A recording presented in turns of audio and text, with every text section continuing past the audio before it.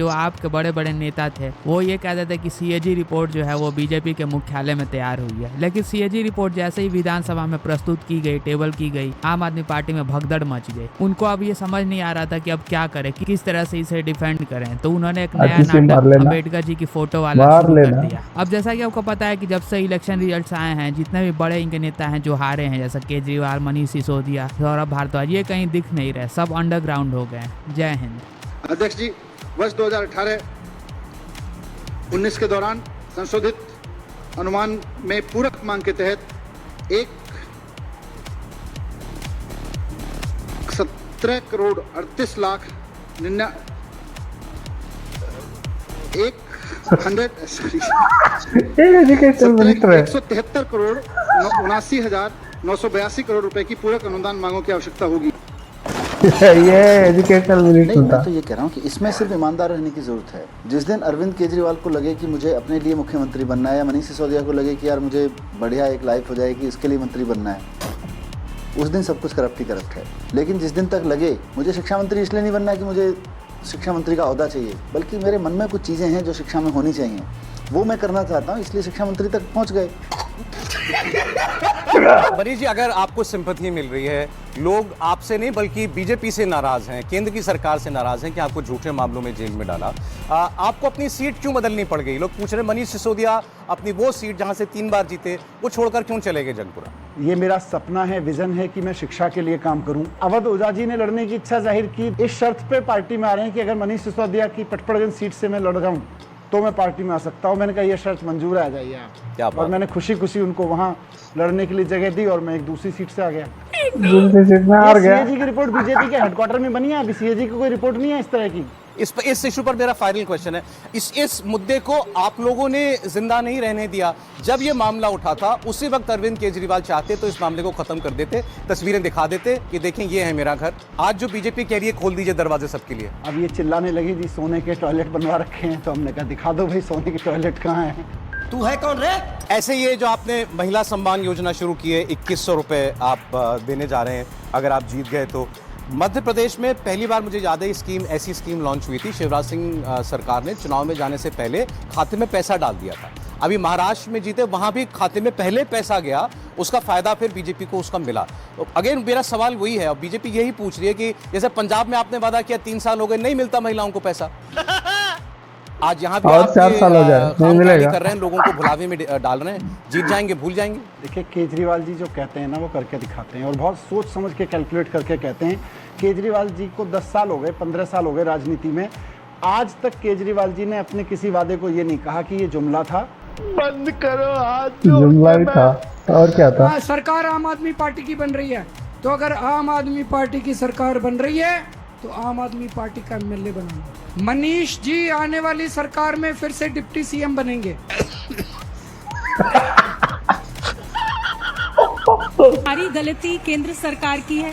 राज्य सरकार, चाहे वो बंगाल की सरकार हो, चाहे वो आपकी सरकार हो, चाहे वो झारखंड की सरकार हो, क्या वो बिल्कुल सही रास्ते पर चल रही है? सारी की सारी गलती आप सभी राजनीतिक दल जो विपक्ष में है कहते हैं केंद्र सरकार की है। देखिए देश के लोग, किसी राज्य के लोग या नगर निगम में कहें तो पंचायत या नगर निगम के लोग अपनी सरकार चुनते हैं, उस सरकार को काम। नमस्कार दोस्तों, मैं हूं सुनील और आप सबका स्वागत है क्विक रिएक्शंस में। इस वाले चैनल पे आपको रिएक्शन वीडियोस देखना मिलेगा, और हाल ही में फिलहाल में सीएजी का रिपोर्ट आ गया है दिल्ली इलेक्शंस के बाद, और बीजेपी गवर्नमेंट ने टेबल कर दिया है, और इनके बीच में भगदड़ इस तरह मचा है कि आग बबूले हो जा रहे हैं सब लोग। चलिए देखते हैं क्या है वीडियो में और कैसे ये लोग का फट रहा है। वीडियो देखते चलिए। काम करने दें। मनीष जी, ये सवाल मैं दिल्ली वालों के नजरिए से ही पूछ रही हूँ। आप केंद्र सरकार पर आरोप लगाते हैं, केंद्र सरकार आपके ऊपर आरोप लगाती है, दिल्ली वासी पूछते हैं हम किसके भरोसे? अगर बिना मुख्यमंत्री के दिल्ली की सरकार चलती है तो लोग यही सवाल कर रहे हैं कि ये जो अव्यवस्था है, कैबिनेट की बैठक नहीं हो पा रही है, हम दिल्ली वालों का क्या? तो इसीलिए जो मनीष सिसोदिया है बाहर आ गए हैं, संजय सिंह बाहर आ गए, मोर्चा संभाल लिया है, युद्ध स्तर पर बैठकें मनीष सिसोदिया कर रहे हैं कि आम आदमी पार्टी पिछले 2 साल में जो थोड़ा पीछे गई है वो अब उसको आगे ले जाना है। और ये मैं इसलिए कह रही हूँ कि दिल्ली को आगे ले जाए या ना ले जाए, पंजाब को आगे ले जाए या ना ले जाए, लेकिन चुनावों में जम्मू कश्मीर में और हरियाणा में आम आदमी पार्टी को आगे ले जाए। देखिए, दिल्ली में अभी सरकार है और अभी चुनाव में नज़दीक है, लेकिन समय है। पंजाब में तो अभी काफ़ी समय है। पंजाब की सरकार बहुत अच्छा काम कर रही है, दिल्ली की सरकार अच्छा काम कर रही है। ये एलजी कौन हो गया हैं? बेगानी शादी में अब्दुल्ला दीवाना, एलजी कहाँ से आ गया? कौन है एलजी? कहाँ से आ गया एलजी? किस बात का एलजी? कौन एलजी? कौन लेफ्टिनेंट गवर्नर? हमारे सर पे बैठ गया आके लेफ्टिनेंट गवर्नर। अब वो तय करेंगे कि हम अपने बच्चों को कहाँ पढ़ाएंगे। चड्ढा समझाओ इसे, समझाओ। मनीष सिसोदिया हमारे साथ हैं, जिनको सीबीआई ने अपनी एफआईआर में आरोपी नंबर 1 बनाया। मनीष जी, बहुत बहुत स्वागत है आपका। आप कौन है मंत्री थे और जो अधिकारी हैं उनके साथ मिलकर आपने कुछ ऐसे फैसले किए, अनुचित लाभ दिया टेंडर होने के बाद में, जिससे कि उन लोगों को जो शराब कारोबारी हैं उनको फायदा हुआ। ये सीबीआई की जो एफआईआर है इसमें आपके ऊपर आरोप लगाए, अनुचित लाभ दिए हैं, ऐसे फैसले लिए हैं जिनकी मंजूरी भी आपने जो है कॉम्पिटेंट अथॉरिटी से नहीं ली है। आप क्रोनोलॉजी समझ लीजिए। देखिए, ये पूरी की पूरी एफआईआर भी मैंने पढ़ ली और मैं इस पूरे मामले को देख रहा हूँ। जिन लोगों ने सीबीआई से एफआईआर कराई है, जो लोग अब सीबीआई को मेरे घर रेड मारने भेज रहे हैं, जो लोग मुझे अरेस्ट करवाने की तैयारी कर रहे हैं, इनकी मंशा एक्चुअली घोटाले पे बात करना है ही नहीं। इसमें कुछ नहीं है। 144 करोड़ की फीस, लाइसेंस फीस जो है वेव ऑफ की, ये आरोप लगा। 30 करोड़ रुपए की जो फीस थी एक लाइसेंस धारक की, वो रिफंड की। 50 रुपए पर केस जो है वो आपकी सरकार ने छूट दी। ये सीबीआई की एफआईआर में अभी नहीं लिखा है, हो सकता है आगे हो, लेकिन मैं इसलिए पूछ रहा हूं क्योंकि यही बीजेपी ने शुरू से आरोप लगाए और सीएस चीफ सेक्रेटरी की रिपोर्ट में यही आरोप जो हैं शुरू से आधार बनकर, इसी के आधार पर मुझे लगता है एफआईआर हुई होगी। तो इन बयानों से थोड़ी होता है जब कुछ हुआ ही नहीं है। ये बहुत टेक्निकल और छोटा सा इशू है जिसकी ये बात कर रहे हैं। कुल मिला के लोकपाल की मांग क्यों उठी देश में? भ्रष्ट लोगों को जेल नहीं होती क्योंकि सीबीआई जैसी एजेंसी जो जांच एजेंसी है वो सरकार के अंडर में है।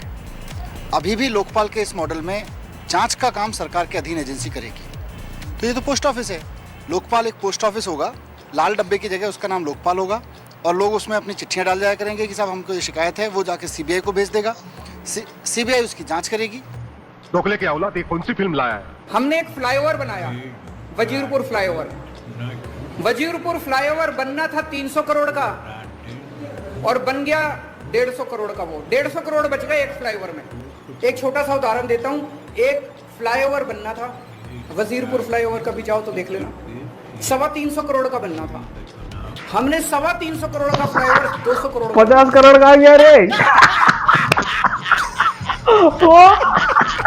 तो सीएजी रिपोर्ट में जिस तरह के खुलासे हुए हैं उससे देख के लगता है कि अब आम आदमी पार्टी के नेताओं का फिर से जेल जाने का सिलसिला शुरू होने वाला है। जिस तरह से बिजली का बिल हो या फिर शीश महल हो या फिर मोहल्ला क्लिनिक स्कैम हो या फिर डीटीसी बस का स्कैम हो या फिर जो बार बार आरोप लगते आ रहे हैं लीकर स्कैम हो, जिसमें मनीष सिसोदिया के। ये था भाई आज का वीडियो। कैसा लगा आपको? ये वाला वीडियो अच्छा लगा हो तो प्लीज लाइक शेयर और सब्सक्राइब कर दीजिए और क्या थॉट्स है आपके कमेंट करके जाना। धन्यवाद, आप सबका बहुत बहुत धन्यवाद। सपोर्ट कीजिए चैनल को, आगे बढ़ाने में मदद कीजिए, यही है आपसे रिक्वेस्ट। मिलते हैं अगले वाले वीडियो पे। जय श्री राम।